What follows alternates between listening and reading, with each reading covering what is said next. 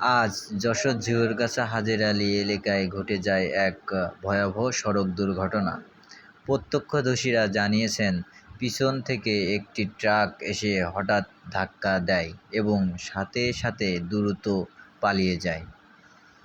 গুরুতর আহত এই ব্যক্তিকে স্থানীয়রা উদ্ধার করার চেষ্টা করেছেন, কিন্তু এখনও তার পরিচয় পাওয়া যায়নি। এলাকাবাসীর অনুরোধ যে কেউ যদি লোকটির পরিচয় জানেন দ্রুত যোগাযোগ করুন।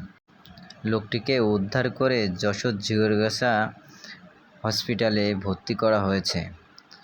যারা লোকটিকে শনাক্ত করতে পেরেছেন অবশ্যই যশোর ঝিউরগাছা সরকারি হসপিটালে খোঁজ নেবেন, সেখানে তাকে পাঠানো হয়েছে। লোকটির পরিচয় পেতে ভিডিওটি বেশি বেশি শেয়ার করুন, যাতে করে তার পরিবারের কাছে ভিডিওটি পৌঁছায়। অসংখ্য ধন্যবাদ আপনাদেরকে।